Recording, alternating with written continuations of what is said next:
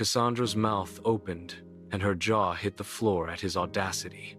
Cassandra took his invitation and flirt in a very different light. The distrust that had developed of people from constantly getting hurt by her close ones fueled her fears. She believed he thought her to be a pushover just like her family did, just because she couldn't defend herself when they used magic against her. Her nostrils flared, and those cheeks reddened in embarrassment, knowing her father had asked her to treat him like a proper guest of the Alpha and not disappoint him. She believed this man was playing with her feelings too, understanding by now that no one cared for her except Lotus. Don't disrespect me. I am engaged, and although we are to work together for the arena, no way I am sitting anywhere near or in your lap, she told him flatly. The uneasiness in her pit kept growing from his sultry gaze. You will be comfortable. I have thick thighs. He patted his right one. The muscles rippled under his contoured hand. The man certainly didn't know when to give up. Was he that stubborn, or did his alpha put him up to it? To flirt with her just to embarrass or humiliate her? If anyone were to see her like that, her reputation would be ruined, and her fiancé, who already remained detached, might find a reason to break off their engagement. I would like to politely refuse. Can we speak about how we are going to survive that arena? It's not a child's play. Both of us can die there. Cassandra tried to change the subject. We won't die. I will protect you, he nonchalantly said, placing one of his extremely tanned legs on the other and placing his elbow on the armrest. Protect? Did he really mean what he said? No males ever tried to protect her. He sat like a king, not an ordinary slave, though that slave collar around his neck said otherwise. Cassandra couldn't decipher this man at all, and his objectives. She had to be transparent with him. He needed to know what he was getting himself in. Cassandra didn't wish to be the cause of his death. I don't have any magic. All I can do is a few tricks with swords and kunai knives, she stated, a hint of sadness coating her words while readying herself for any derogatory remark he might float her way. She crossed her arms, hugging herself with her hands, a way to protect herself whenever people slandered her. That's how it always happened. The youngest mage princess of the greatest magic kingdom had no magic. What a joke. Instead, he spoke smoothly, as if he had been expecting the very answer from her. There was no derision, only swirling softness in his eyes. Show me, and we will strategize from there. Don't worry about magic. Cassandra blinked several times, hoping she had heard him right. Finally breaking out of the stupor, she said, we will need to go to the training grounds. I can show you the arena as well. You will get an idea. He slowly got up and ambled towards her. Lead the way, Princess Cassandra, he requested, as if tasting her name on his tongue, notes so deep that they unsettled her. Although the word princess was said with a tease instead of being used as a title. Gulping with some difficulty, she willed herself to speak. Firstly, tell me your name. A vague smile tugged at his lips, turning them upwards. Cyrus. That's what they call me anyways. He merely shrugged his shoulders as if it wasn't a big deal. Cyrus. Cassandra repeated his name under her breath and wondered what it meant. Thank you. Come. She led him through different corridors of the grand castle, with its majestic towers and rich tiled floors. The exuberance and riches were evident in every nook of this place, and yet Cyrus's eyes were fixated only on her. He remained behind her by a step, but she could sense his looming presence. It unwinded something inside her, something she didn't understand. The candles sputtered in their candle stands, and the lanterns lighted the corridors they passed through. She grabbed one lantern off the hook from the wall. The silence was awkward. You are not disappointed? She shattered it with her question. It had been on the tip of her tongue. Disappointed? He blankly asked. Every other participant will have a magic-wielding partner which will enhance their chances at winning. And here I am.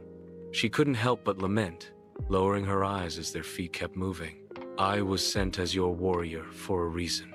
It will be my duty to protect you in that arena. He vocalized so self-assuredly that Cassandra wished she had half of that confidence which oozed out of this mysterious man from a strange land. Did he really wish to protect her? Or was it part of some elaborate scheme? only time would tell. Walking outside the castle, Cassandra trudged along the winding path that led to the giant structure which they called the arena. The colossal structure was constructed from massive white limestone blocks and extended to a height of several stories. The exterior was adorned with a series of arches, stacked in multiple tiers, giving the structure a sense of elegance, irrespective of the bloodbath that occurred within its walls. "Here," Cassandra announced as they entered through one of the entrance arches of white marble adorned with several gemstones. Cyrus watched the arena with wild admiration settling in his eyes.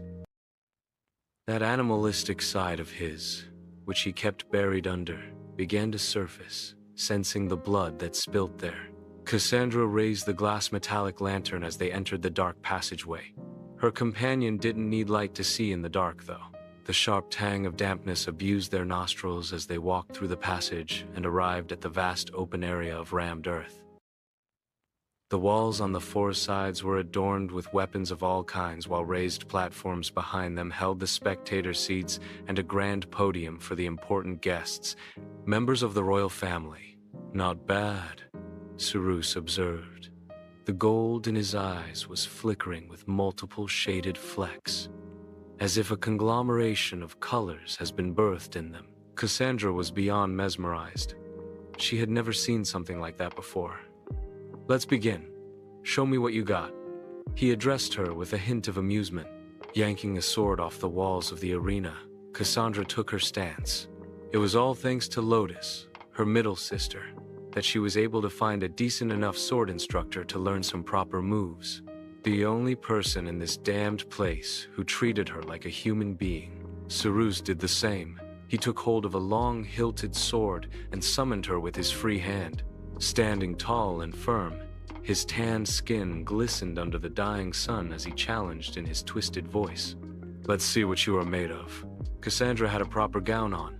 No way was she in a garb appropriate for dueling. But she hadn't had the opportunity to change, so she had to make do. They faced each other. While Cassandra was determined, Cyrus had a smirk going. She thrust forward with the sword aimed at Cyrus's neck. She slightly jumped and aimed for his jugular, but he was faster, more agile on his feet.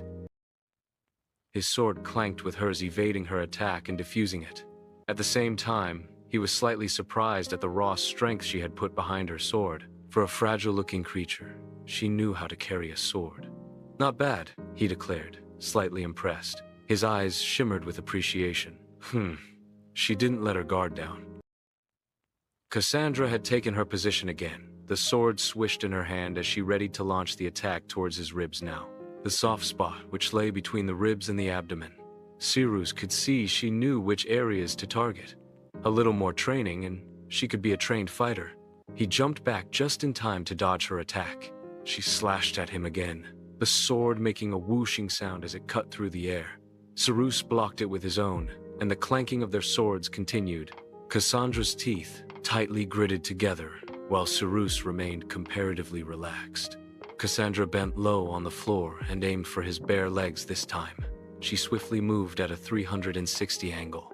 Her sword swirled like a whirlwind of steel. Cyrus jumped, and yet again escaped her attack. The blade only sliced the air. The smile on his face kept widening. She had stunned him with her skills. Cassandra, on the other hand, didn't waste a second. She knew even a difference of a blink of an eye could cost one's life in a duel. She straightened and came at him with rapid strikes, but Cyrus was ready for her. He feigned to his left, and Cassandra followed, but he quickly spun to his right, catching her off guard. Finding the opening he was looking for, her brought the tip of his sword towards her sleek, vulnerable neck. Catching her waist, he spun her around and caught her in his thick, muscled arms. Her back collided with his chest with layers and layers of muscles. Her very breath was almost knocked out. Cassandra tried to bring her sword over her head to attack him, but he anticipated her movement and caught her wrist. And the grip so lethal and strong, she was sure if he applied enough pressure it would break, and yet she knew he was being gentle with her. He pried the sword away from her hand. It fell on the ground with a low, cluttering sound. Impressive. He peeked at her over her shoulder. The corset and that awkward gown had half of her breasts popping out. Her chest was heaving as she tried to catch her breath, and beads of sweat trickled down and disappeared between her cleavage like pearls. Not that he minded the view, but she wriggled in his hold like a fish caught in a hook. She was hyper-aware of his wanton eyes glued to where they shouldn't be and understood the double meaning behind his word. Her body lost control every time he touched her. Those calloused hands she wished on her bare skin caressing. The shame her thoughts brewed turned her into a beetroot. Cyrus took a deep inhale as if taking in her scent.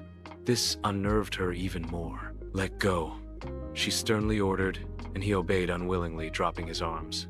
Cassandra quickly put a respectable distance between them and turned to face him with disappointment flashing on her face. "I can't even defeat you," she said in annoyance, trying to adjust her uncomfortable gown. It had been showing him more than she intended to. "Ouch." He dramatically placed his hand on his perspiring chest, as if she had bruised his ego. The tiny droplets oozed out of his skin and shone like gold dust against his rusty skin. His jawline appeared even sharper against the dying rays of the setting sunday. "I am a trained warrior. That's what I have done all my life. You did well. We need a better strategy if we want to have even a chance of surviving. My eldest sister, along with her vampire warrior, is the reigning champion. The word losing doesn't exist for her, and she doesn't mind playing dirty as long as she wins," Cassandra said sadly, picking up her sword and returning it to its original place. "Just fight like that, whoever comes your way, and leave the rest to me. I will handle your sister." Cyrus was still speaking when they were interrupted by a shrill, dramatic scream. "Cass, Cass, Cassans." Cassandra had to facepalm herself before muttering, "She is here." Cyrus turned to see who the voice belonged to. "Cass, you better be in there and make it worth me having to pass through that smelly passageway." The annoyed voice of Lotus came through one of the tunnels leading into the arena. Sighing heavily, Cassandra called out, "I am here." A young woman with brown, curled-up hair and a very fancy rose-shaded gown emerged. The frills, laces, and bodice were a piece of art on her gown. Heavy jewelry adorned her beautiful neck and dainty wrists. Instead of a smile, she wore a small scowl on her cute little face. Two maids followed her, fanning her with hand fans and carrying the side of her gown. "There you are. You know how I hate this place and had to walk through the mud? Look, my shoes are all dirty." She gestured to her maids, who raised her gown from the sides a bit further, and she pointed towards her shining shoes. Not a speck of dust could be seen on them. Cassandra had to bite her lower lip to hold back a snort. Lotus and her dramatics.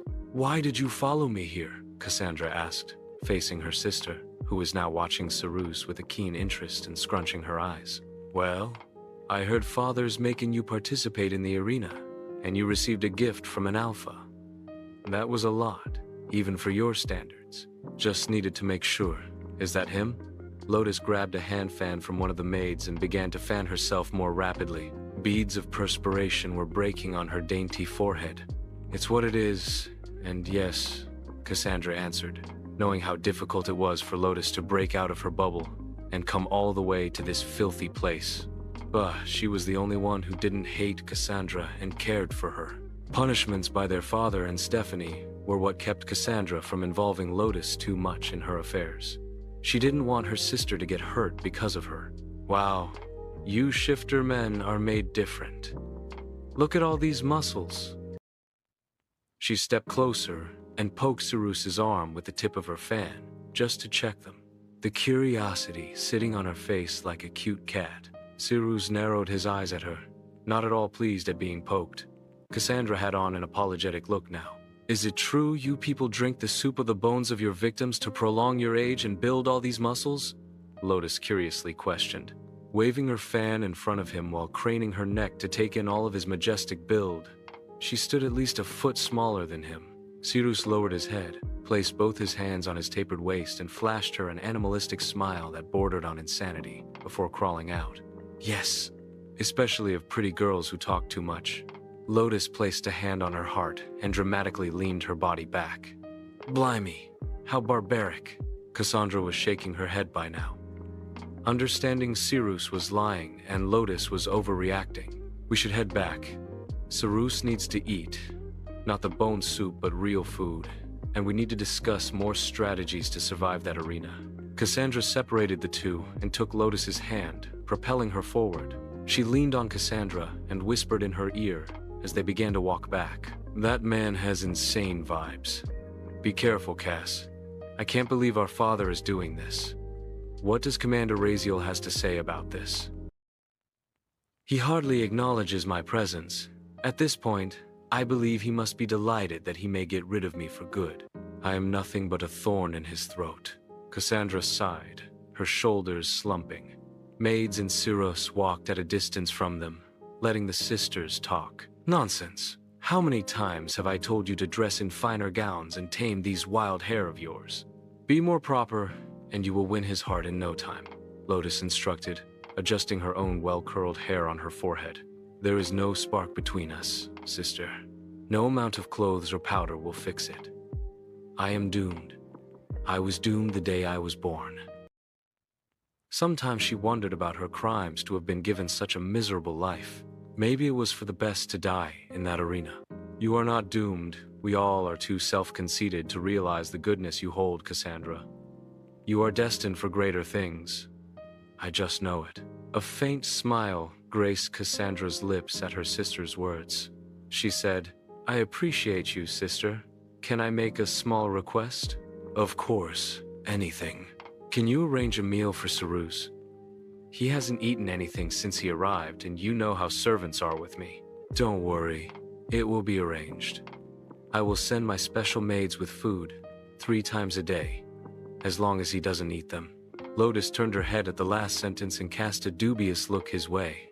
He flashed an equally infuriating smile back at Lotus, as if hearing what she had said. They arrived outside his room. Lotus and her maids took their leave, while Cassandra lingered. Before Syros could go inside his chamber, she spoke, making him halt. Look, I will train day and night to hone my skills, to become better, and not be the reason you go down. But if it comes to it that I become the weakest link, then you should let me be. Just save yourself. His head turned to face her, and she could clearly see the wrinkled forehead and annoyance-riddled eyes.